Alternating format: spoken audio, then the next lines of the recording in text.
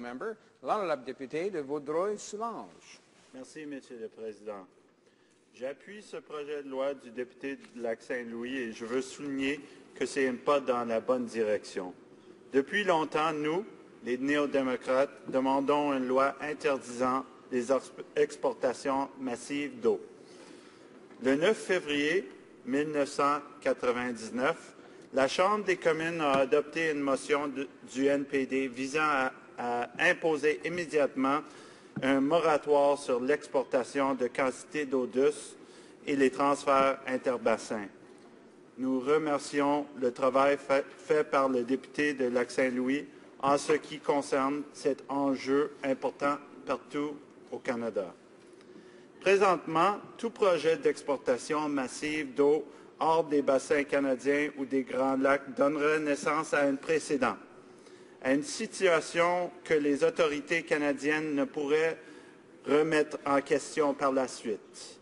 À partir de quand l'eau présente dans une rivière ou dans un aquifère cesse-t-elle d'être un bien commun, comme l'air ou le soleil, pour devenir une marchandise? Si l'eau embouteillée constitue manifestement une marchandise, peut-on pour autant considérer que l'eau sous toutes les formes n'est qu'un objet commercial? L'ALENA a longtemps été considérée comme une menace pour la souveraineté des ressources en eau au Canada. Mais heureusement, il reste encore du temps pour agir. Nous pouvons corriger le problème avant qu'il soit trop tard. Under NAFTA, En vertu des articles 315 et 309 de l'ALENA, aucun pays ne peut réduire ou restreindre l'exportation d'une ressource une fois que le commerce a été entamé. Le gouvernement ne peut pas non plus imposer une taxe à l'exportation ou imposer un prix plus élevé aux consommateurs d'un autre pays de l'ALENA que le prix imposé à l'échelle nationale. L'exportation d'eau devrait être garantie à des niveaux équivalents à ceux des 36 mois précédents. Donc, plus une grande quantité d'eau serait exportée, plus il faudrait exporter d'eau.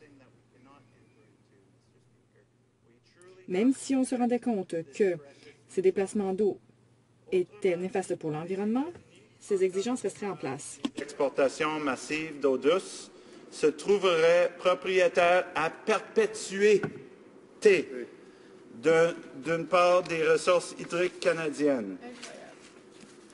Les volumes exportés ne pourraient être réduits que si l'eau était rationnée dans la même proportion pour les consommateurs et les entreprises du Canada. La question des exportations massives d'eau en Amérique du Nord est encore un débat d'actualité explosif. Mais une grande majorité de Canadiens reconnaissent la valeur des ressources en eau du Canada et ils sont prêts à interdire le prélèvement d'eau à grande échelle. À la fin de 2004, selon la firme Ecos, près de 66 % des Canadiens refuseraient l'idée de vendre de l'eau à leurs voisins américains. Même s'ils sont nos amis, nous avons des limites qu'on faut imposer à cette amitié. Puis je pense que l'eau est une belle place à commencer. La réaction de l'opinion publique semble motivée par la crainte de voir la souveraineté canadienne happée par les États-Unis et les compagnies multinationales. Les préoccupations des critiques, des académiques, des écologistes et des économistes n'ont donc pas été apaisées au cours des dernières années.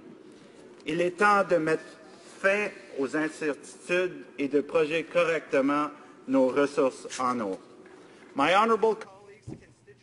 Les électeurs de mon honorable collègue à Lac-Saint-Louis sont voisins des électeurs de ma circonscription de Vaudreuil-Soulanges. Nos circonscriptions ne sont séparées que par certaines des voies navigables les plus importantes et historiques du pays, le fleuve Saint-Laurent, la rivière Outaouais, le lac des Deux-Montagnes, qui est important pour les Mohawks, et le lac Saint-Louis, qui sépare les collectivités de nos deux circonscriptions. Mais cela nous rapproche également, en ce sens que ces systèmes hydriques font partie intégrante de l'identité collective et des souvenirs de toutes les collectivités qui peuplent les rives. En bref, il s'agit là des voies de communication historiques de notre pays dans son enfance. Nos électeurs demandent à ce que l'on protège ces biens publics d'une exploitation et d'une exportation sans contrainte. Et c'est tout à fait compréhensible. On ne comprend l'importance d'une chose que lorsqu'on la perd. Et je sais que les résidents de Kirkland, lorsqu'ils ont vu leur réserve en eau compromise, ont compris à quel point l'eau est importante, dis-je. À Vaudreuil, on l'a compris. Lorsque les gens n'ont pas accès à l'eau potable, ces gens comprennent l'importance d'une eau propre. Il s'agit d'une requête, donc, qui est parfaitement raisonnable et ça n'a rien de radical. Le projet de loi d'initiative parlementaire, dans sa forme actuelle, ne donne aucune orientation sur ce qu'on considère un bassin de drainage important, et c'est une de ses lacunes. On peut définir le bassin de drainage comme tous les bassins en eau de nos collectivités ou aucun d'entre eux. Tout dépend donc de cette définition, et j'encourage les députés à débattre de ce point en comité parce que ce projet de loi en tant que tel n'est pas applicable. Et on ne voudrait pas qu'il devienne inapplicable par la suite non plus. Il faudrait également clarifier les interdictions concernant le transport d'eau à la frontière en vrac. Monsieur le Président, je réitère mon appui pour ce projet de loi afin qu'il puisse être discuté en comité afin qu'on corrige les situations qui préoccupent.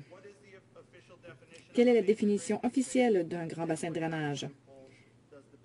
Et quelles sont les lacunes qui permettraient l'exportation future d'eau en vrac? Merci, Monsieur le Président.